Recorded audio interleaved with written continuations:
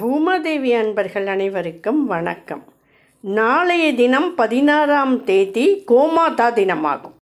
பொதுவாக எல்லா விசேஷ நாட்களிலும் கோமாதாவிற்கு பூஜை செய்வார்கள். சொல்லப்போனால் அமாவாசை மற்றும் மாட்டுப்பொங்கல் அன்று மிகவும் வெகு விமர்சையாக பூஜையானது நடக்கும்.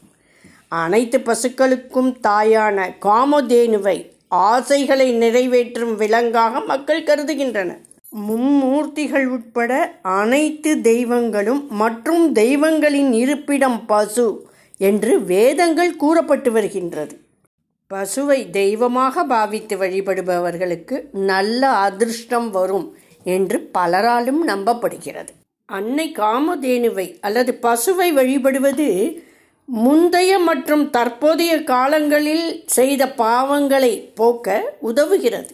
அசுரர்களும் தேவர்களும் பார்க்கடலை கிளறி ஏராளமான ரத்தினங்கள், விலங்குகள் மற்றும் கடவுள்களை வெளிப்படுத்தினர். அந்த கடவுள்களில் ஒன்றுதான் இந்த காமதேனு. கோமாதா மந்திரத்தை மாட்டுப்பொங்கல் அன்று பசுக்களுக்கு பூஜை செய்யும் போது இந்த கோமாதா ஸ்தோத்திரத்தை உச்சரித்தால் பல நன்மைகள் கிடைக்கக்கூடும். வீட்டில் பசு இல்லை என்றாலும் காமதேனு படத்திற்கு இந்த கோமாதா ஸ்தோத்திரத்தை உச்சரித்து பூஜை செய்தால் பல நன்மைகளும் கிடைக்கக்கூடும்.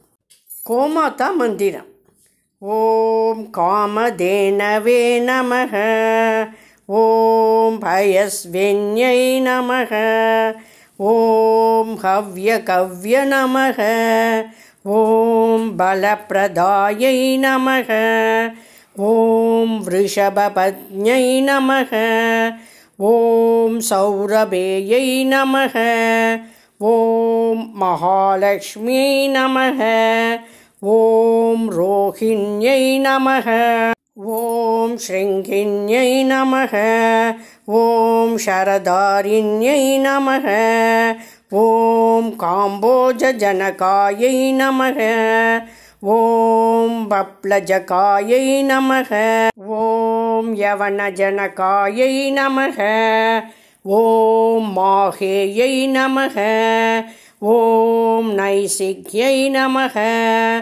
ஓம் சபல்யை நமக, நானாவித பரிமள பத்ர புஷ்பாணி சமர்ப்பயாமி.